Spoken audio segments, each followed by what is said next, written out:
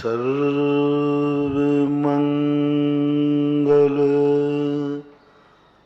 मांगल्यम सर्वकल्याणकारकम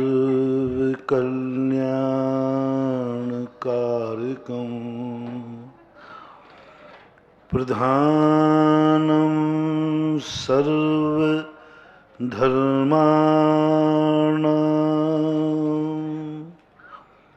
जैनम जयतु शासनम जैनम जयतु शासनम। पंच परमेष्टि भगवान की जय हो। आचार्य श्री गुरुवर कुंद कुंद महाराज की जय हो। आचार्य श्री गुरुवर विद्यासागर महाराज की जय हो। बोले परम पूज्य निराभक श्रवण मुनि पुंगो 108 श्री सुधा सागर जी महाराज की जय हो। समस्त मुनि संघ की जय हो। दुनिया में सब कुछ हमारे लिए होकर के भी हम उसका लाभ नहीं ले पाते। जो कुछ भी दुनिया में है सब हमें कुछ ना कुछ देने के लिए है। दुनिया की हर वस्तु हमें कुछ ना कुछ देती है और वह उपकार के लिए बनाई गई है। कोई भी वस्तु ऐसी नहीं है जिसका कोई ना कोई उपकार ना होता, लेकिन फिर भी हम तरसते रहते हैं कि कोई हमारा सहयोग क्यों नहीं कर रहा है। जब संकट आता है तो हर व्यक्ति एक ही बात सोचता है, ये दुनिया कैसी है, कितनी निर्दयी है महाराज। आप इतना प्रवचन देते, इतना सब कुछ है, लेकिन कोई किसी का सहयोग ही नहीं करता। कौन बोल रहा है? जो परेशानी में पड़ा है। हर व्यक्ति परेशानी में पड़ा हुआ व्यक्ति यही सोचता है। देखो दुनिया में सब कुछ करने सब कर रहे हैं, देखो ऐसो आराम कर रहे हैं, घूमने जा रहे हैं, और मैं यहाँ परेशान हूँ, मेरा सहयोग नहीं कर रहे हैं। बीमार व्यक्ति मेरे पास आते, महाराज समझाओ इस जनता को, इनको ऐसो आराम के लिए पैसा है, घूमने के लिए पैसा है, मौज मस्ती के लिए पैसा है, और हमारा बेटा अस्पताल में मर रहा है, उसकी दवाई के लिए पैसा नहीं। कितनी निर्दयी है ये दुनिया।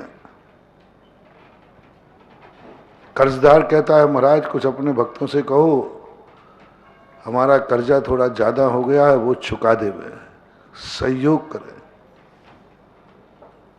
हर व्यक्ति, हर तरफ से व्यक्ति, मैं तो सारी दुनिया को तुम्हारे लिए सहयोग के लिए खड़ा कर दूंगा, मेरे में ताकत है, लेकिन जब तुम्हारे अच्छे दिन आ जाएंगे, ये अच्छे दिन थे, तब तुम दुनिया के सहयोग के लिए तैयार हो कि नहीं। बस भूल तो यहीं दिख रही है। एक बार मैंने उदाहरण सुनाया था ना कि रास्ते में कहीं एक्सीडेंट हो जाए किसी का, और वो लोग सब पड़े हैं, खूना खून हो रहा है, ब्लडेशन हो रहा है, चीख रहे हैं, और तुम्हारी गाड़ी बाजू से निकली, तुमने थोड़ा सा गाड़ी को रोका, देखा और आगे बढ़ने का भाव कर लिया। यदि तुम कोई व्यक्ति सोचो भी अरे रुको, देखो वो तड़प रहे हैं, चलो अस्पताल भेज दें, तो गाड़ी में बैठने वाले परिवारजन कहेंगे अरे क्यों झगड़े टंटे में पड़ते हो, अभी पुलिस आएगी, दुनिया भर की दुनिया एक्सीडेंट होते, तुम तो आगे चलो। और ख़ास तौर से इसमें महिलाएं आगे होंगी। सबसे ज़्यादा महिलाएं कहेंगी क्यों गाड़ी रोक रहे हो, अपनी वहाँ मालूम नहीं अपन को पिकनिक में जाना है, किट्टी पार्टी में जाना है, फलानी पार्टी में जाना है, रिसेप्शन में जाना है, कहीं कुछ भी, चलो तुम इससे में इनको उतर के अभी अभी सारे हाथ गंदे हो जाएंगे, देखो कितना खून खच्चर हो रहा है। सारे कितने बढ़िया कपड़े पहन के आए, सब खून खच्चर में खराब हो जाएंगे। और अभी अस्पताल जाओगे वहां सब बंजा किरकिरा हो जाएगा, पुलिस अलग आएगी। एक व्यक्ति खून से लथपथ पड़ा हुआ है गाड़ी, और आप किसी बहुत अपने कार्यक्रम में, मनोरंजन के कार्य में जा रहे हैं, तो उनको उठाने के लिए तुम्हें कितने विकल्प आएंगे मन में, वो तुम सब नोट कर लो, नोट कर लो। पहले तो उनकी खून खच्चर में लथपथ को, और आप बढ़िया कपड़े पहन के गए हैं। यूं कह लो कि उसमें दूल्हा राजा भी है। बढ़िया कौन से कपड़े पहने हैं? सुपारी से जो भी पहनते आप, वो पूरे बिल्कुल टिपटाप होके जाना, जाके सीधे, और वो बिल्कुल धूल में, खून खच्चर में लिप्त है, गंदगी में पड़ा है, कीचड़ है और चीख रहा है। बोलो तुम्हारा कितना भाव हो जाएगा, कितना विकल्प आएंगे। पहला तो विकल्प है कितने गंदगी में पड़ा है, मैं नहीं छू सकता, मैं हाथ नहीं लगा सकता। दूसरा विकल्प आएगा, इसको उठाने में लग जाऊं, अस्पताल जाऊंगा, तुम्हारे कार्यक्रम का क्या होगा। तीसरा विकल्प आएगा, पुलिस के चक्कर में कौन पड़े, और तुम गाड़ी को थोड़ा 1 सेकंड को गाड़ी रुकी, क्योंकि तुम भारतीय थे, तुम भारत के रहने वाले थे, तो अंतर आत्मा ने तो ब्रेक लगवा दिया, लेकिन मन ने आगे बढ़ा दिया। 2 धारणाएं होती हैं, एक व्यक्ति मस्तिष्क से काम करता है और एक व्यक्ति हृदय से काम करता है। मस्तिष्क से जब व्यक्ति सोचता है तो वो तुरंत, दिल ने तो कहा था कि ब्रेक लगाओ, रुको, देखो क्या हालत हो रही है, तुम बचा सकते हो, तुम्हारी गाड़ी सकुशल है, ये दिल ने आवाज आई। लेकिन दिल बहुत बार मस्तिष्क के विचारों से उपेक्षित हो जाता है। भावना को महत्व मत दे, तू फंस जाएगा, अभी सब कार्यक्रम गड़बड़ हो जाएगा, और वो आगे बढ़ जाएगा, चला जाएगा। बहुत कम लोग होते हैं, और दूल्हा भी है, घूमने भी जा रहा है, पिकनिक भी जा रहा है, और तुरंत तुमने गाड़ी का ब्रेक लगाया, बोले नहीं, शादी कल भी हो जाएगी, सारी बारात लग चुकी है, सारे मेहमान आ चुके हैं, मुहूर्त निकल चुका, मुहूर्त निकला है, मंडप में तैयारी है, सब कुछ है, सब, कहीं कोई कमी नहीं है, कोई कमी नहीं, सारे लोग वहां बारात पे खड़े, और तुम्हारे मन में भाव आ जाए शादी कल भी हो सकती है, लेकिन इसकी जिंदगी कल नहीं बचेगी। कपड़े तो फिर भी धुल सकते हैं, इसकी जिंदगी नहीं धुल सकती।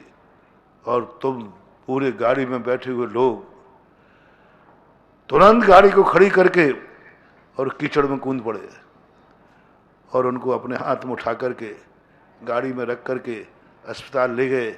जाओ, तुम्हें पारसनाथ भगवान का आशीर्वाद मिल गया।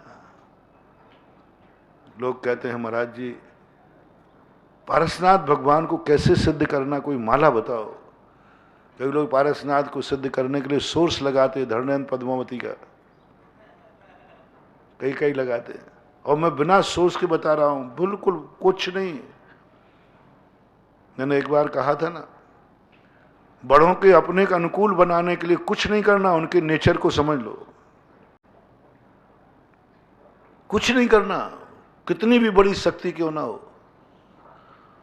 बड़ों को अपने अनुकूल बनाना है, उनका नेचर समझो, उनको पसंद क्या है, वो क्या चाहते हैं, उनको क्या क्या पसंद है।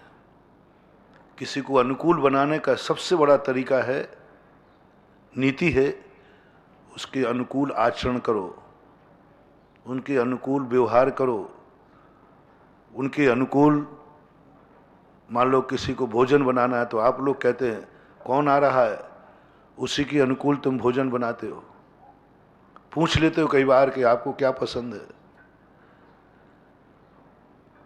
और इसी प्रकार सारी दुनिया में भगवान, गुरु सब ऐसे ही हैं, सबका नेचर एक ही है।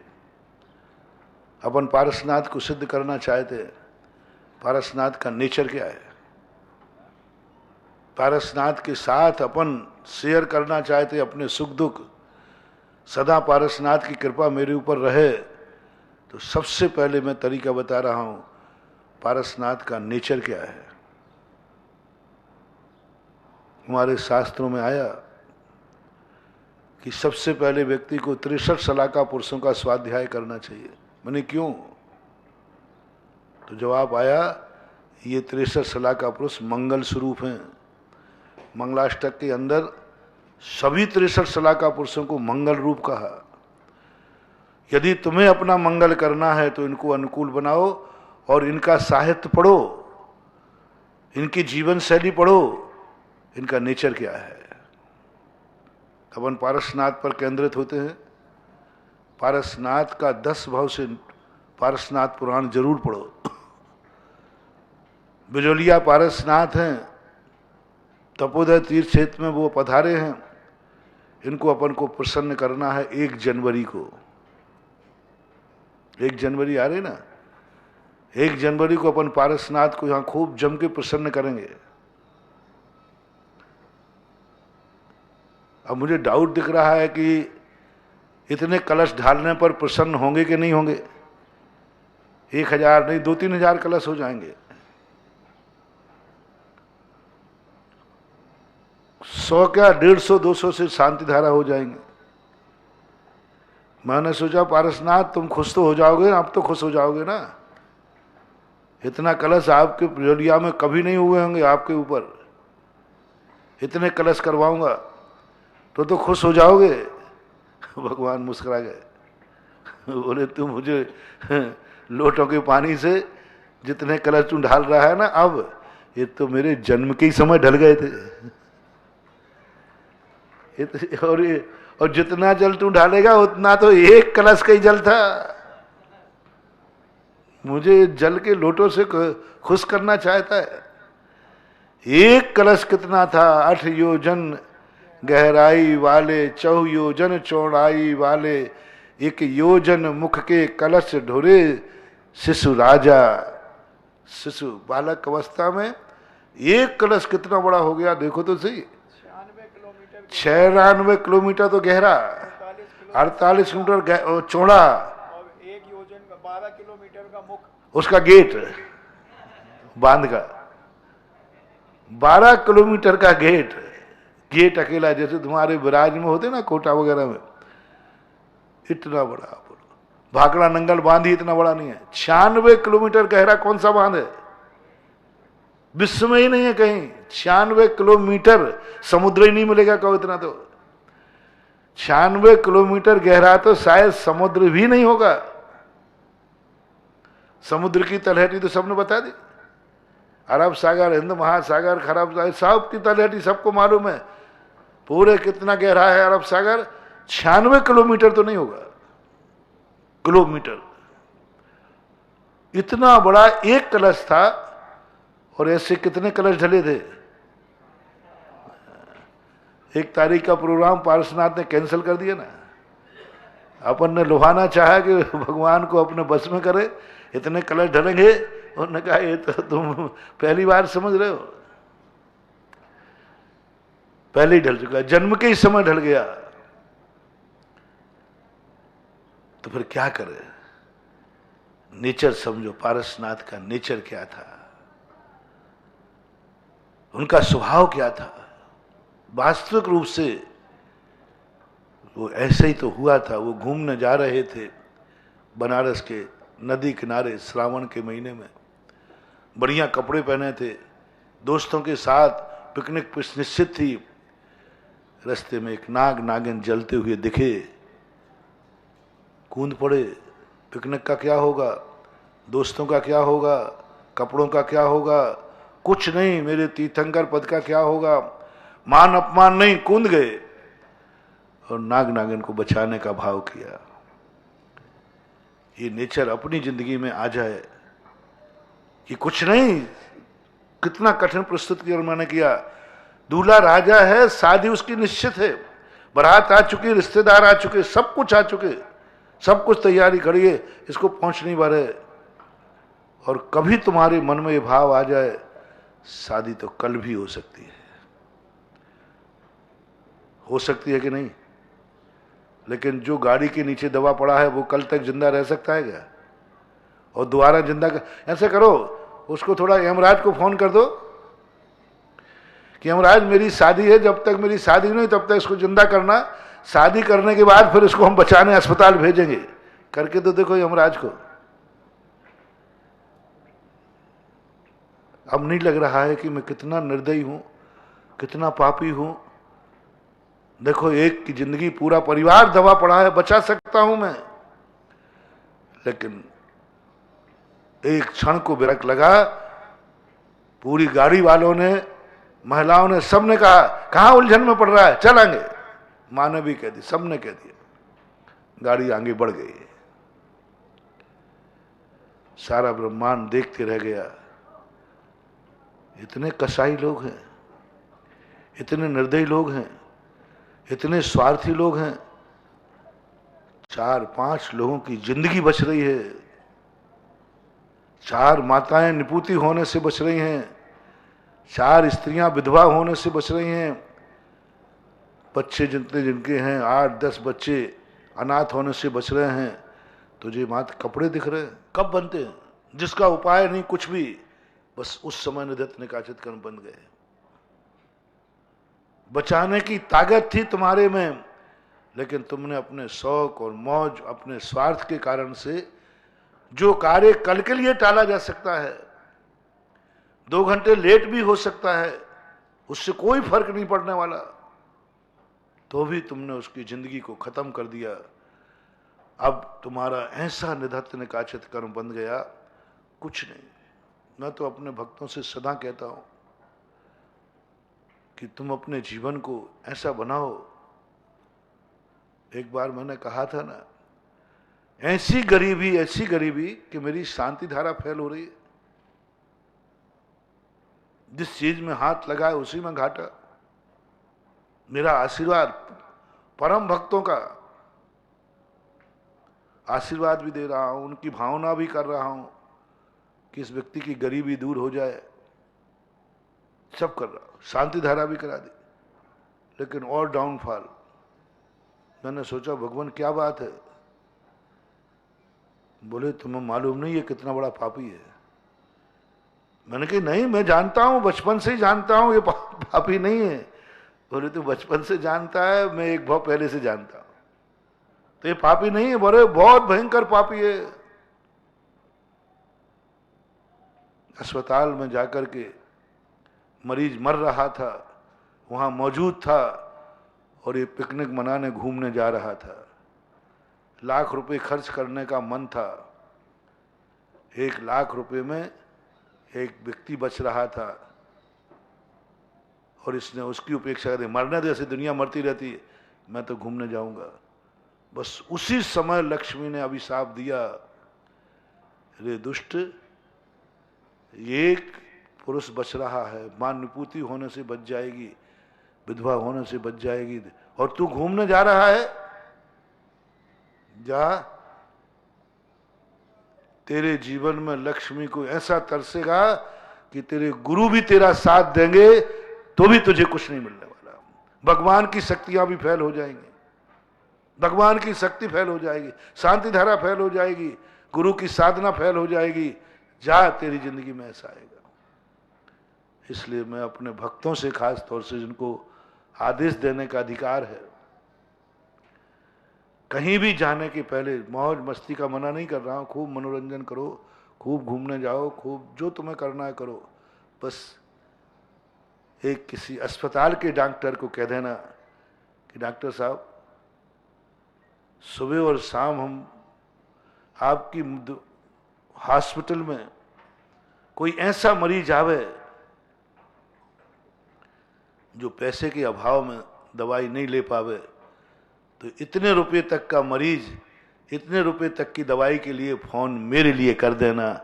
हर जैनी, हर व्यक्ति से मेरा कहना है, हर व्यक्ति एक डॉक्टर को ये अधिकार दे दे। बस इस नए वर्ष में तुम्हें क्या करना है वो बता रहा हूं, तैयारी कर ले। 1 जनवरी से पहले से हर व्यक्ति, गांव में तो गांव में, शहर में तो शहर में, मोहल्ले में तो मोहल्ले में, डॉक्टर से अपने पास जाकर के कहना है कि मैं साल भर में इतना रुपया खर्च मेरे खर्चों से बचता है, घूमने घामने के लिए रखता हूं, जेब खर्च के लिए रखता हूं। साल भर में मेरा जेब खर्च ₹1,00,000 का है, 10,000 रुपये का है, 1,000 रुपये का है। बस आप इतने की दवाइयां यदि किसी मरीज को देना चाहें तो इतने रुपए तक की दवाई में मरीज को मरने मत देना। मेरे पास समाचार दे देना, मैं उस दवाई का पेमेंट करूंगा। प्रत्येक व्यक्ति को ये नियम लेना है नए साल में। 1 साल करना है तुम्हें। अगले साल में तुम्हें घूमने भेजूंगा, 1 साल तुम मेरी बात मान जाओ। जो राशि तुमने डॉक्टर को कह दी कि इतनी दवाई गरीब के लिए होगी, मेरे को समाचार देना। हमें नहीं कह रहे कि 10 करोड़ खर्च करो, 10,000 सही, कि 10,000 तक की दवाई मेरी तरफ से दे देना किसी गरीब को जो बिल्कुल गरीब हो। डॉक्टर पहचान सकता है, क्योंकि डॉक्टर के सामने असलियत गरीबी पता चल जाती है। क्योंकि डॉक्टर के सामने कभी व्यक्ति अपनी शक्ति छुपाता नहीं है। जब भी छुपाता जब है ही नहीं। कैसे परखे कि गरीब है? तो मैंने डॉक्टरों को कहा है तुम इसको पर्चा देना। उसने कहा साहब मैं तो ला ही नहीं सकता, तो मरीज मरेगा। ठीक है, अब मरेगा तो मरेगा। यदि वो यहां तैयार हो जाए कि अब मरीज मरे तो मरे, इतने पैसे की दवाई मैं नहीं ला सकता, मेरे पास है ही नहीं, सब कुछ भी नहीं है, और मरीज के संबंध में बैठ जाए, ठीक है डॉक्टर साहब अब मरेगा तो मरेगा, मर जाए तो क्या करें, बस उसको गरीब मानना, उसकी दवाई करना। और कौन व्यक्ति है जिसके पास दवाई के पैसे हों और अपने व्यक्ति को मरने देगा? आप लोग बताओ। आपके पास पैसा है और डॉक्टर कह रहा है मैं मरीज को बचा सकता हूं, तो भी आप अपने व्यक्ति को मरने दोगे क्या? बोलो, या स्वयं मर जाओगे क्या? नहीं मरोगे। कर्जा लेकर तक भी कर बचाएगा, लेकिन कर्जे की भी गुंजाइश नहीं है, कोई कुछ देने वाला नहीं है ही नहीं कुछ भी, उसको गरीब मानना। ठीक है, मुझे फोन करना, मैं दवाई कराऊंगा। 1 साल कर लो, 1 साल। हो सकता है तुम्हारे इस पुण्य से उस डॉक्टर के पास साल भर में कोई गरीब आवे ही नहीं। अब तुम फिर अगले 31 जनवरी दिसंबर को पूछना डॉक्टर साहब बोले ऐसा कोई गरीब ही नहीं आया, फिर उस पैसे से तुम घूमने चले जाना, मेरा आशीर्वाद है। अब कोई बाधा नहीं है, क्योंकि 1 साल तक तुमने इंतजार किया कि ये पैसा किसी गरीब के काम आ जाए, दवाई के काम आ जाए। लेकिन मेरे साल भर में कोई डॉक्टर ने फोन ही नहीं किया। डॉक्टर से पूछा, डॉक्टर कहते साहब कोई गरीब आया ही नहीं ऐसा, जितने आए सब पैसे वाले आए। बस फिर वो पैसे को आप घूमने के काम में लेना, आपकी मर्जी पड़े तो लेना, और मेरे से एक सौगात ले लेना, एक आशीर्वाद ले लेना नए वर्ष पर, कि तुम्हारी जिंदगी में ऐसी कभी बीमारी नहीं आएगी जिस बीमारी के लिए तुम्हें दवाई के पैसे भी तुम्हारे पास ना हो। लाइलाज बीमारी नहीं, ऐसा कोई बीमारी नहीं आएगी जिसमें तुम दवाई खाने के लिए भी मोहताज हो जाओ। इतना बड़ा वरदान सन 2020 का मैं देना चाहता हूं 1 जनवरी को। पारसनाथ से भी दिलवाऊंगा।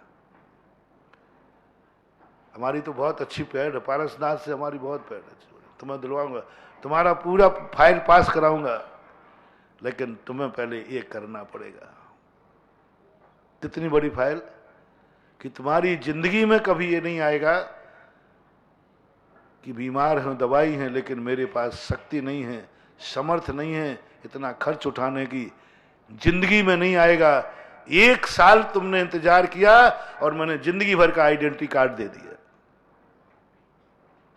यह है पारसनाथ की पसंद। दूसरा, आप चाहते हैं पैसा यदि कि हमारे बच्चे और हम सदा बुद्धिमान हो, हमारा ज्ञान बहुत अच्छा हो, तो बस आपके पेट का खर्चा नहीं चाहिए, रोजी रोटी का नहीं, मकान का नहीं, गाड़ी का, जो आपके खर्च हैं वो तो आप करिए। उनमें से हमें गरीब नहीं पलवाना। गरीब मरे तो जिंदा रहे तो तुम चिंता मत करना, आप अपना पूरा पेट भर लीजिए, मकान जायदाद सब। बस मैं तो बहुत फोकट में धर्म कराता हूं, मैं ज्यादा में नहीं कराता। किसी रोजी रोटी छीन करके कभी मैं धर्म नहीं कराता। फोकट, बिल्कुल फोकट में। जो तुम्हारे खर्चे के लिए, जेब खर्च के लिए, यहां वहां किट्टी पार्टियों में उड़ाने के लिए जो पैसा है, उस पैसे से धर्म, मतलब वो एक होता है ना डिस्पोजल से कमाई, जो तुम्हारा बिल्कुल बचा ही पैसा, अब कोई काम का नहीं है, पड़ा है पैसा यूं, उससे आप किसी स्कूल में जाकर के बुद्धि बांट रहा हूं, बुद्धि बांट रहा हूं, ज्ञान बांट रहा हूं। आप चाहते हम और हमारे बच्चे हमेशा ज्ञानवान हो, उनका क्षयोपसम अच्छा हो, अच्छे नंबरों से पास हो, अच्छी बुद्धि चलती हो। तो तुम्हें एक कार्य करना है, तुम्हारे नगर में जो स्कूल हो, उस स्कूल के अंदर मास्टर से, प्रिंसिपल से कहना है कि कोई विद्यार्थी अच्छे नंबर, इतने नंबर वाला आवे, और यदि वो पढ़ने में समर्थ नहीं है और सही में वो गरीब है और उसके पिता ने कह दिया कि अब बेटे को मैं इतनी ऊंची पढ़ाई तो नहीं पढ़ा सकता, मेरी शक्ति नहीं है, तो एक बच्चे को गोद में लेता हूं, एक बच्चा मेरी तरफ से, साल भर का एक बच्चा मेरी तरफ से पढ़ेगा, अच्छे नंबर हो और इतनी तक फीस मैं दे सकता हूं। हर भगत को मेरा कहना है। दूसरा पॉइंट, 1 जनवरी से, 1 जनवरी से एक व्यक्ति, एक छात्र लेना है ज्ञान के लिए, बस एक गरीब छात्र जो नहीं पढ़ पा रहा हो और अच्छे नंबर हैं, मात्र इसलिए वो पढ़ाई नहीं कर पा रहा है कि उसके पास फीस नहीं है, किताबों को पैसे नहीं है, नहीं पढ़ पा रहा। बहुत सारे बच्चे, प्रिंसिपल नहीं मिले तो मुझे ही कह देना, मेरे पास खूब आते हैं ऐसे बढ़िया नंबर लेके आते हैं, बहुत अच्छे नंबर लेके आते पढ़ने में, लेकिन बस पढ़ने का उनको समर्थ नहीं है, तो वे एक छोटे से स्कूल में पढ़ा देते हैं। ऐसे विद्यार्थी को, हर व्यक्ति को साल भर में एक विद्यार्थी गोद लेना है। 2 की क्षमता हो तो 2 लो, 10 की है तुम्हारी मर्जी, पढ़े सो लो, लेकिन कम से कम एक विद्यार्थी को इसकी फीस प्रिंसिपल साहब या मेरे को आश्वासन दें, महाराज जी, ऐसा कोई बालक, ऐसा कोई परिवार आवे जो आपकी दृष्टि में गरीब हो। महाराज जी आपके सामने झूठ बोल जाए तो क्या करोगे फिर आप? चिंता मत करना, चिंता मत करना, मेरे पास एक गॉड गिफ्ट है। जो अमीर मेरे सामने गरीब बनता है वो 10 भवों तक गरीब ही बना रहता है, ये हमारे पास है। चिंता मत करना, अपन को दोनों हाथ में लड्डू है। महाराज जी आपको कोई धोखा दे गया तो आप कहां से छानबीन करोगे? पहली बात तो मैं छानबीन कर लेता हूं, भारत में ऐसा कोई प्रांत नहीं जहां अपना भगत नहीं रहता हो। फोन पर पूछवा लेता हूं भाई ये गरीब है कि नहीं, और यदि अमीर होकर के भी गरीब बनता है और धोखे से ले जाता है तो चिंता मत करना, उसके वो गरीबी के दिन आ जाएंगे जो गरीब भगवान के सामने, गुरु के सामने बना है। इसलिए मेरा कहना आप लोगों से, भगवान और गुरु के सामने अपनी शक्ति को कभी छुपाना नहीं। पापों के लिए तो पैसे हैं, बच्चों को पढ़ाने को पैसे नहीं है। संसार के कार्यों को पैसे हैं, धर्म के लिए पैसे नहीं है। ये भूल कभी मत करना। तो मैं भी तुम्हारा कार्य कर दूंगा, तुम्हारे खातिर, गरीब के खातिर नहीं कि कोई बात नहीं। मेरे पास लिस्ट लगी, कोटा में मैंने एक बार प्रवचन दिया था, कई लोगों ने नियम लिए थे, महाराज साल भर का एक बालक हॉस्टल में जो आएगा तुम्हारे, इतना गरीब है कि वस्तुतः उसका कुछ भी पैसा इनकम नहीं है, वो बहुत गरीब है। पता कर लिया, सब कुछ कर लिया, और नंबर अच्छे हैं, घटिया गधा नंबर नहीं, 80-90% नंबर हैं। और ऐसा बच्चे नहीं पढ़ सकता है तो कोटा के कम से कम 10-15 लोगों ने नियम लिए थे कि उस बच्चे को गोद मैं लूंगा जो महाराज जी के द्वारा मुझे मिलेगा। इस साल 10 बच्चे हैं ऐसे जो कोटा के लोग गोद लिए हुए हैं, जो मेरे पास आए और आकर के मैंने उसकी तहकीकात की और आज वो अच्छी तरह से पढ़ रहे हैं और इतनी बढ़िया पढ़ करके बहुत, कई तो बहुत बड़ी बड़ी नौकरियों पे पहुंच गए। वे लौट करके आते हैं और एहसान मानते हैं कि महाराज जी आपकी बदौलत मैंने पढ़ लिया, आपने फलाने सेठ को आशीर्वाद दिया, अब कहो तो मैं उनका पैसा लौटा दूं। मैंने कहा लौटाने मत जाना, मेरा भक्त देना जानता है, लेना नहीं जानता। तो फिर क्या करूं? बस जिस गरीबी में तुम पड़े हो तुम भी एक छात्र अपनी जिंदगी में पढ़ा देना, बस यही तुम्हारी वापसी हो गई। बहुत कर रहा हूं, प्रयास कर रहा हूं, जितनों को हो जाता है उतना आशीर्वाद दे देता हूं, जितनों को हो जाता है। अभी देखो कुछ लोगों ने तो धर्म की पढ़ाई के लिए, ये तो हुआ लौकिक पढ़ाई के लिए आपको करना है। यदि आप ये चाहते हैं कि महाराज जी मैं अपनी एक जिंदगी में, आजकल की पढ़ाई बहुत गलत हो गई, बहुत गंदी हो गई, आज जिस ढंग से पढ़ाई हो रही उस ढंग से बच्चों में संस्कार नहीं आ रहे हैं। पढ़ने के बाद व्यक्ति अंडे खाने लग जाता है, मंदिर छोड़ देता है, उसको समझ में ही नहीं आता उसकी पढ़ाई, पढ़ते पढ़ते बच्चे बिगड़ जाते हैं। यदि तुम्हें ये चिंता हो कि हमारे समाज का बच्चा संस्कारवान बच्चे पढ़े, संस्कारवान पढ़ाई हो जो आजीविका भी चले और संस्कृत की भी रक्षा हो, तो फिर आप कहना महाराज जी ऐसा बालक जो आपके पास आवे कि मैं संसार की पढ़ाई के साथ धर्म की पढ़ाई पढ़ना चाहता हूं, मुझे संस्कार चाहिए, मुझे जीवन चाहिए और आजीविका भी चाहिए, परिवार भी पलना चाहिए, ऐसे बच्चे कोई आवे तो उस बच्चे का जितना भी पढ़ाई करेगा मेरी तरफ से उसकी पूरी पढ़ाई का खर्चा होगा। ये बात जब मेरे सामने आई, लोगों ने कहा, क्योंकि हम जितने भी काम करते हैं भगवान की दम पे नहीं करते। सुन रहे हो ना आप लोग सभी? भगवान से भी मैंने कह दिया, भगवान मैं आपकी दम पर कोई काम नहीं करूंगा, कोई काम कर नहीं। भगवान तो सीधा कह देता मैं क्या करूं? मैंने कहा भगवान मैं ये कार्य कर रहा हूं, आशीर्वाद दे रहा हूं, तो भगवान कहते मैं क्या करूं, नमोस्तु करो जा। अरे मैंने कहा कोई सहायता मिल जाए, एक गरीब बालक हमारे सामने आया है, बोले उस गरीब से भी ज्यादा गरीब मैं हूं, वो तो कपड़े ही है, मैं तो कपड़े भी छोड़ चुका हूं। भगवान के भरोसे में कोई काम नहीं करता और मुझे अपने खुद का भी भरोसा नहीं है, मैं अपने भरोसे पे काम नहीं कर सकता, क्योंकि जो हम संसार को जरूरत है वो ना तो भगवान के पास है और ना मेरे पास है,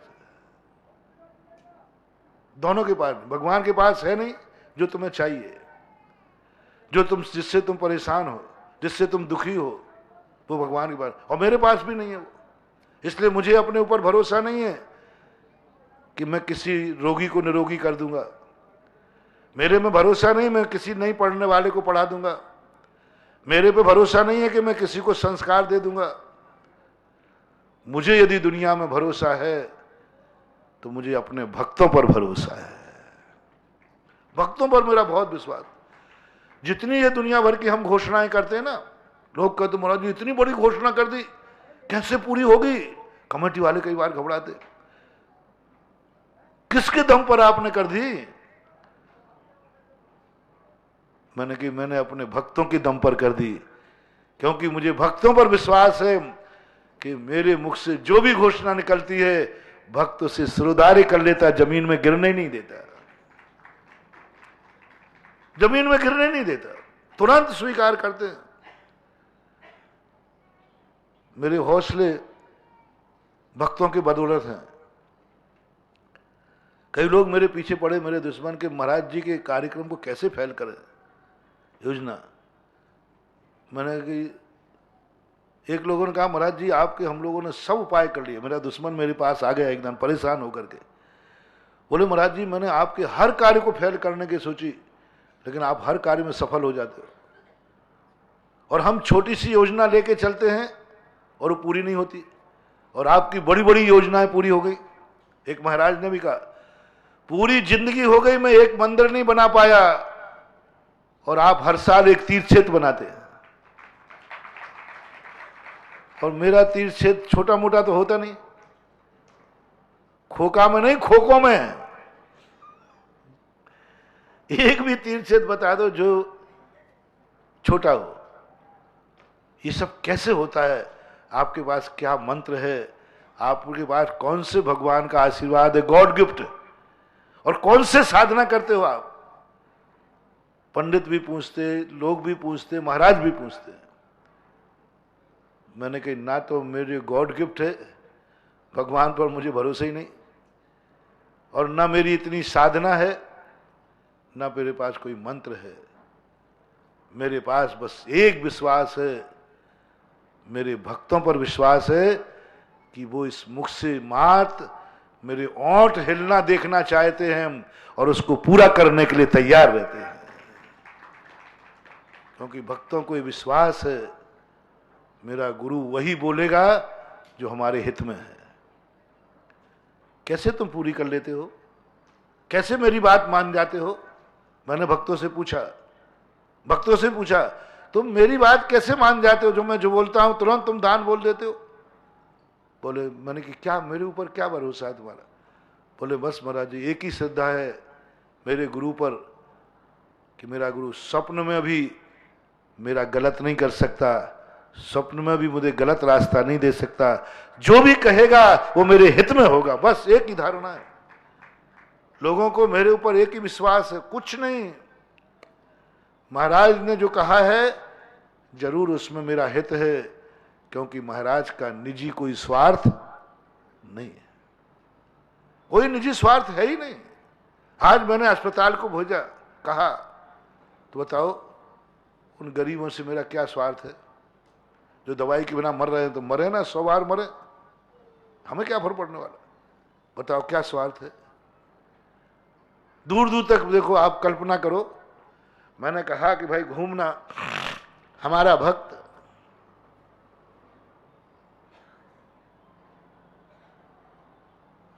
घूमने जा रहा था बढ़िया, उसके रंग में भंगवा डाल दिया, मुझे क्या पड़ी थी? और जो गरीब मर रहा था अस्पताल में, उससे मेरा कोई संबंध भी नहीं था, वो भक्त भी नहीं था, मैं जानता भी नहीं था उसे। और जो भक्त घूमने जा रहा था वो तो मेरा भक्त था, उसके रंग में भंग डाल दिया। सोचो उस गरीब से मेरा स्वार्थ क्या है? गरीब बच्चा पढ़ जाएगा, अच्छा बड़ा हो जाएगा, मेरा पीछे कमंडल उठाएगा? ऐसा नहीं, कोई स्वार्थ नहीं। तो लोग यही तो कहते हैं महाराज आपका कोई स्वार्थ नहीं, आपका कोई तीर्थ नहीं, आपका कोई तीर्थ नहीं, और मेरे बराबर जितने तीर्थ किसी के पास नहीं। और मेरा कोई, लोग कहते महाराज जी जिस तीर्थ पे जाओ, महाराज लोग वही कहते ये सुधार सागर महाराज का तीर्थ है, ये उन्होंने बनाया। महाराज जी आपका ओरिजिनल तीर्थ कौन सा है? तो मैंने कहा ओरिजिनल तीर्थ बताऊं मैं जहां बैठ जाता हूं वही तीर्थ है मेरा। साधु को लिए किसी तीर्थ की जरूरत नहीं है, वो जहां बैठ जाए वही तीर्थ बन जाए, वही साधु है। जहां जहां पैर पड़े संतन के वो जग तीर्थ हो। क्या एक तीर्थ से बंध के चलना? अरे जहां जाओगे वहां तीर्थ है, वहां तीर्थ है। पूज्य गुरुदेव आचार्य महाराज ने ऐसा मंत्र, ऐसी साधना दी, किसी तीर्थ से बंध के मत रहना। तुम्हारी साधना में वो चमत्कार हो, जहां तुम जाओ वहीं तीर्थ का निर्माण हो जाए। तुम किसी समाज से बंध के मत रहना, जहां जाओ वहीं की समाज तुम्हारी हो जाए। किसी भक्त से बंध के मत रहना, जहां जाओ वहीं भक्तों की लेन लग जाए। किसी भक्त से बंध के मत रहना कि 4 भक्तों के महाराज, नहीं, ऐसी साधना करो कि जहां जाओगे वहीं भक्ति भक्त खड़े रहेंगे, सारा भारत है। इसलिए मेरा तीर से पूरा भारत है। ये विश्वास लोगों को आ गया कि महाराज का स्वार्थ नहीं, वो जो कहेंगे मेरे हित में कहेंगे, इसलिए पूरा कर देते, इसलिए पूरा कर देते। जब ये बात सामने आई 1996 में, अभी से नहीं पहले से भी, जयपुर में जब ये बात की कि मेरा मन है कि जो बच्चे संस्कारित होना चाहते हैं, समाज चिंता करती है महाराज आज की युवा पीढ़ी भ्रष्ट हो रही है, आज की युवा पीढ़ी सब गलत हो रही है, तो मैंने कहा इस समस्या का समाधान मेरे पास है, युवा पीढ़ी को बचाने का, युवा पीढ़ी को बचाने का। बोले महाराज हम सब तैयार हैं, आप तो युवा पीढ़ी को बचाओ। तो मैंने कहा कि बस एक ही तरीका है, जो धर्म के संस्कार लेगा, लौकिक पढ़ाई भी पढ़ेगा, उसको रहने की, वो भोजन पानी की निःशुल्क व्यवस्था करोगे बहुत सस्ते में। एक बालक यदि भ्रष्ट हो जाता है तो उसकी हानि कितनी है। एक बालक तुम्हारा भ्रष्ट हो जाता है तो हानि बताओ ऋषभ, हानि बोलो ना, कुल समाप्त। शराबी हो गया तो नाली में पड़ा मिलेगा, जुआरी हो गया तो बर्बाद कर देगा। एक बेटा यदि बिगड़ता है तो सारे परिवार के रिश्तेदारों के क्या हालत हो जाती है आप खुद जान लो। एक बेटा बिगड़ता है, एक बेटा मांसाहार अंडे खाने लगा, एक बेटा माँ बाप को छोड़ गया, एक बेटा, एक व्यक्ति ने आकर के सब कुछ भ्रष्ट हो गया, मंदिर फंदिर सब छोड़ दिया एक ने। अब एक बेटा यदि, मैं कितना सस्ता देखना, यदि आपके बिगड़े हुए बेटे को सुधारने के लिए कोई 1 करोड़ भी मांगे तो तुम कहते दे दूंगा साहब मेरे बेटे को बचा लो, नहीं तो वो मर जाएगा बेटा। इतनी शराब पीता है, इतनी स्मैक पीता है कि वो मरेगा, डॉक्टर ने कह दिया ये बच नहीं सकता। ये जुआर करता है, करोड़ों रुपया बर्बाद कर देगा। और कोई कहे 1 करोड़ रुपए में मैं सब छुड़ा दूंगा, आप तुरंत तैयार हो जाओगे। बेटा बचना चाहिए, करोड़ रुपए का नहीं। मैं तो बहुत सस्ते में बचा रहा हूं, 2 टाइम की रोटी और 1 कमरा, इतने सस्ते में बचा रहा हूं। और मेरे पास ऐसे बालक हैं। लोगों ने मेरी बात सुनी, गजब गजब। आज 200 बच्चे सांगानेर में निःशुल्क पढ़ रहे हैं, भगवान की दम पर नहीं, मेरी दम पर नहीं, हमारे भक्तों की दम पर। 200 बच्चे पढ़ रहे हैं, 200 से ऊपर ही हैं, निःशुल्क पढ़ाई करते हैं। उनको पूरा खाना फ्री, रहना फ्री, कॉलेज की फीस फ्री।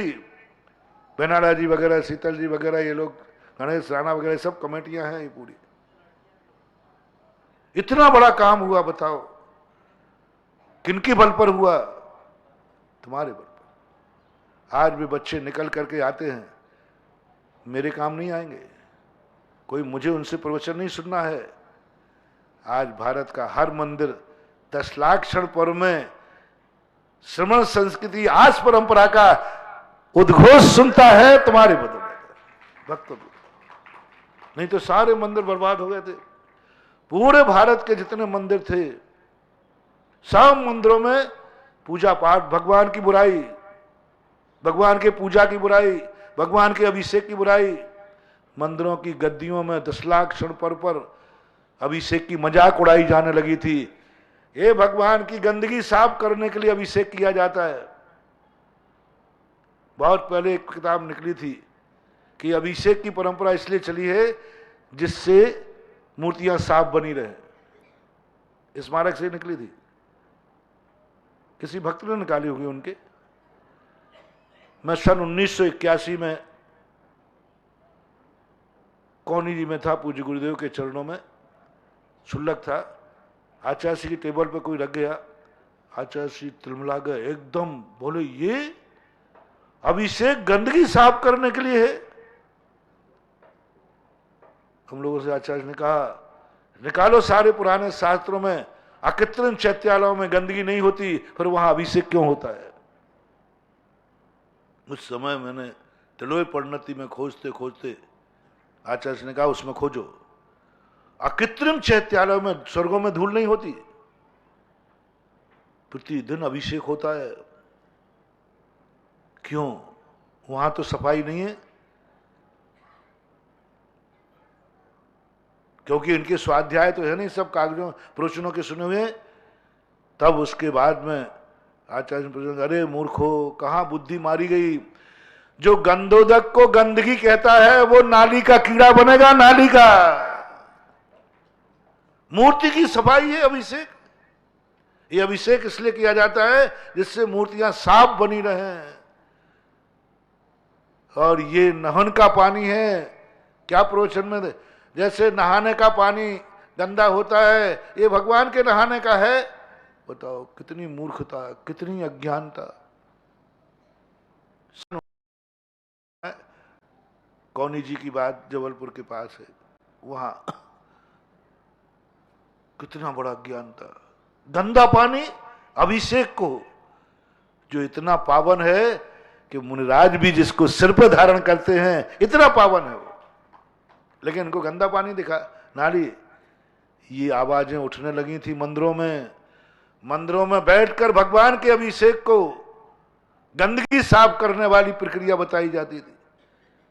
पूजा पाठ है भगवान की पूजा करना, ये करना।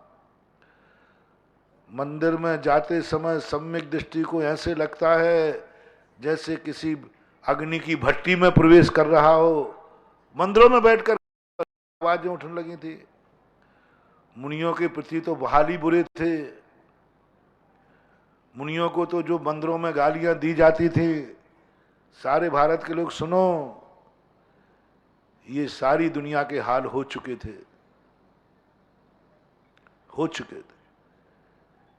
आज भक्तों की बदौलत सांगानेर संस्थान ने उन्हीं मंदिरों में आज भगवान के गंधोदक की महिमा, पूजा की महिमा और गुरुओं की महिमा गाई जा रही है। समाज कितना बड़ा उपकार हुआ देखो तो, कल्पना करो। क्योंकि पंडित ही नहीं थे, तुम मजबूर थे ऐसे पंडितों को बुलाने के लिए, क्योंकि तुम्हारे आर्ष परंपरा के विद्वान ही खत्म हो गए थे ही नहीं विद्वान। तो वही पंडित जाते थे जो मुनि विरोधी थे, व्यवहार की क्रियाओं के विरोधी थे। आज सांगानेर का भक्तों की बदौलत देखो कितना बड़ा उपकार किया। मुझे कोई लाभ नहीं उससे, लाभ आपको है, आपकी समाज को है। आपके मंदिरों की गालियां जो भगवान के गंधोदक को, आज उन्हीं मंदिरों में गंधोदक की महिमा गाई जा रही है और मंदिरों के अतिशय लौट के आ रहे हैं। जहां भगवान के गंधोदक की निंदा होगी उस मूर्ति में कभी अतिशय हो ही नहीं सकता। आज प्रशंसा हो रही, आज पूजा की प्रशंसा हो रही, आज मुनि धर्म की प्रशंसा हो रही, आर्ष परंपरा की प्रशंसा हो रही है। सारे भारत की समाज से कहना चाहता हूं, कितना बड़ा उपकार, कितना बड़ा उपकार। इस उपकार की कोई कल्पना नहीं। जो ने एक एक बच्चों को गोद लेने के लिए ले लिया है कि सांगानेर के अंदर एक बच्चा मेरी जिंदगी में पड़ेगा। मैं कहता हूं अंगला भव जिन्होंने सांगानेर के बच्चों को गोद लिया है, धार्मिक पढ़ाई, लौकिक पढ़ाई का मैं पहले बता चुका, वो कोटा के अंदर है। लौकिक पढ़ाई पढ़ने वाले, कोचिंग पढ़ने वाले, यदि आपको लौकिक ज्ञान प्राप्त करना है, लौकिक क्षय उपशम प्राप्त करना है, तो कोटा के अंदर छात्रावासों में उन गरीबों को जरूर, हर भक्त एक बेटा को गोद लेवे, गरीब को, और उसको पढ़ावे।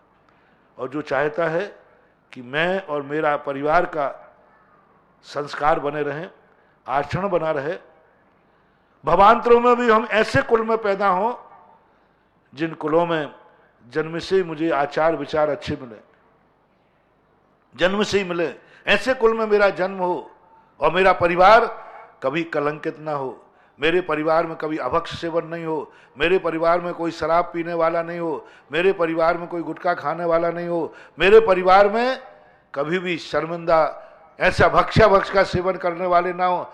यदि ऐसा तुम चाहते हो तो मेरा भक्तों से कहना है, जिन लोग चाहते हैं अपनी जिंदगी में सब खर्चे बचा देना, शौक के, मौज के, मस्ती के आपके खर्चे में से नहीं निकालना जो अनिवार्य खर्चे हैं। जो खर्च लोग घूमने जाते हैं दिवाली को, 1 जनवरी को, 31 को, होली पर, जो आप मौज मस्ती में खर्च करते हैं, और मौज मस्ती का खर्चा रोक करके सांगानेर के छात्रावास के एक छात्र को गोद ले लेना कि एक बच्चा मेरी तरफ से पढ़ेगा और मेरी तरफ से उसको खाना फ्री रहेगा, इतने मात्र से तुम्हें कितना बड़ा लाभ दे रहा हूं। उस बच्चे को नहीं पढ़ा रहा हूं, तुम्हारे लिए जो लाभ होगा जन्मांतरों तक भी तुम्हें कभी कलंकित कुल नहीं मिलेगा, वह कुल मिलेगा जहां जन्म से ही छना पानी पिया जाता होगा, जहां जिनेंद्र देव का नाम लिया जाता होगा, जहां उठते नमोकार मंत्र पढ़ा जाता होगा, जहां मुनियों के हार बनते होंगे। जैनियों का जो सांगानेर संस्थान के बच्चों को गोद ले रहे हैं, इनका पक्का है अगला जन्म जैन कुल में ही होगा, और जल्दी जन्म हुआ तो भरत क्षेत्र में नहीं विधेय क्षेत्र में जन्म होगा, क्योंकि उसने एक बच्चे को अपने शौक, अपने मौज, अपनी मस्ती सब छोड़कर कहा नहीं घूमने नहीं जाऊंगा तो क्या फर्क पड़ता है, 1 जनवरी को होटल में नहीं जाऊंगा, 10-50 लाख रुपया हजार खर्च करूं, नहीं करूंगा, क्या फर्क पड़ता है, एक बार मैं हिल स्टेशन घूमने नहीं जाऊंगा, क्या फर्क पड़ता है। उस पैसे को मैं एक बच्चे को संस्कारित करता हूं, समाज का कल्याण, धर्म का कल्याण, मंदिरों का अतिशय, और तुम्हारा पुण्य का भंडार भर गया, और विधेय क्षेत्र जाने का आइडेंटिटी कार्ड। विधेय क्षेत्र में जन्म होगा ऐसे कुल में जहां साक्षात सिमंदर भगवान का दर्शन करने का मौका मिलेगा, 45वें दिन भगवान की भक्ति कर सकते हो। ये उपाय बता रहा हूं, बहुत बड़ा काम। मैं तो कहता हूं मैंने इतने तीर्थ क्षेत्र बनाए, सबसे बड़ा तीर्थ क्षेत्र है श्रमण संस्कृति संस्थान सांगानेर। एक बार अशोक पार्टी ने कहा, बोलो महाराज जी आपके यहां बहुत बड़े काम हुए, लेकिन उन सब कामों पर कलशारोहण यदि है तो वह संस्थान जो सारे भारत के लिए, अब तो विश्व के लिए भी, विदेश भी जा रहे हैं प्रवचन करने, सारे विश्व के लिए एक संस्कार दिया, संस्कृति दी। दूसरी बात, एक बिटिया बिगड़ती है तो तुम्हारा कितना खो जाता है। एक बिटिया तुम्हारी भाग जाए किसी के साथ, अभक्ष कर ले कि नहीं, एक बिटिया के बिगड़ने पर तुम्हारी कितनी हानि है, जल्दी बोलो, जल्दी बोलो महाराज जी, माता हो, सब कुछ चला गया। और आजकल की पढ़ाई कांपते हैं लोग, माताएं बहनें पिता कांपते हैं बेटिया के लिए, जब पढ़ाई करने के लिए बाहर भेजते हैं, मेरे पास रोते हैं। मैंने क्यों रो रहे हो, बोले महाराज जी बिटिया को पढ़ाना है, बाहर भेजना है। तो मैंने पढ़ने ही जा रही, रोने का क्या सवाल। अरे महाराज जी प्राण निकल रहे हैं, हे हीरा सी ब्राह्मी सुंदरी पता नहीं लौट के आएगी है ना, लौट के आएगी कि नहीं आएगी, पता नहीं किसको साथ लेके आ जाए और किसको साथ लेके भाग जाए। हो रही घटनाएं कि नहीं हो रही, क्या करें, बिटिया जाति को कैसे बचाएं। तब 2000 अभी किशनगढ़ चतुर्मास में ये बात आई, तो हालांकि मुझे थोड़ा कम डाउट था, लेकिन विश्वास, मैंने कहा ना, मुझे अपने भक्तों पर विश्वास है।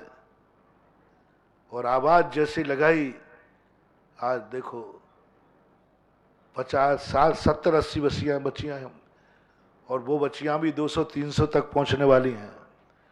कितनी बड़ी उपलब्धि। वहां से बिटिया निकलेगी नमोकार मंत्र पढ़ के। अब जो घर, 2 घर संभालेगी। एक तो पिता के घर को भी उज्जवल करेगी, भागेगी नहीं, पाप नहीं करेगी, गलत नहीं करेगी। और दूसरा, आरिका बनाने के लिए नहीं खोली है मैंने वो, चिंता मत करना। मेरा वो आरिका बनाना काम आचार्य श्री का है। आचार्य श्री आरिका बनाते हैं, हम श्राविका बनाते हैं। पूज्य गुरुदेव मुनि बनाते हैं, हम श्रावक बनाते हैं।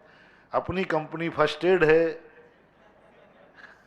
अपन तो श्रावक बनाते हैं, श्रावका बना देते। जिस घर में जाएगी, आज कम से कम वहां जाकर के मां बनेगी, अपने बेटे को नमोकार मंत्र पढ़ा देगी, 24 भगवान के नाम सिखा देगी, द्रव्य संग्रह पढ़ रही, इष्टोपदेश पढ़ रही, 6 ढाला पढ़ रही, तत्वार सूत्र पढ़ रही।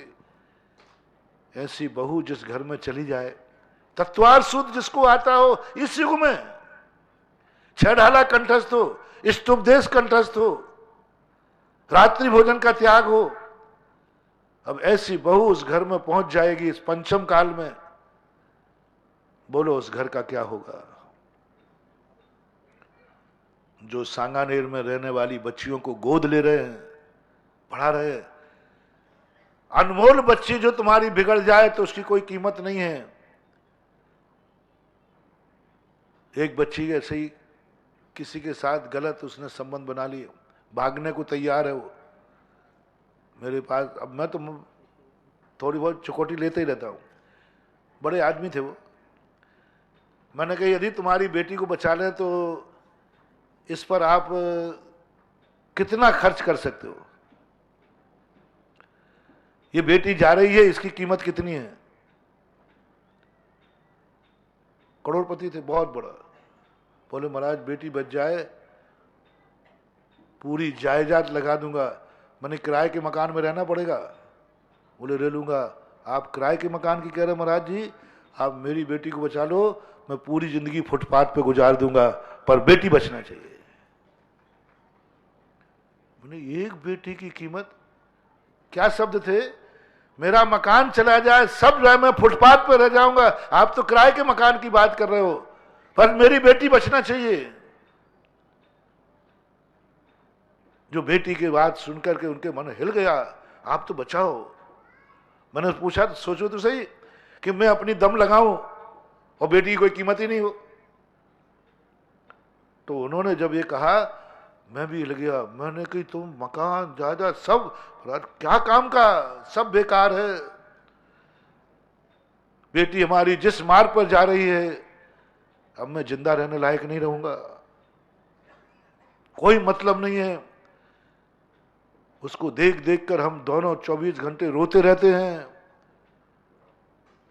रोते रहते, कुछ भी नहीं कर पा रहे हैं। खाना भी हराम है, इन महलों में सोना भी हराम है, घूम सब खराब हो गया महाराज जी जब से सुना है।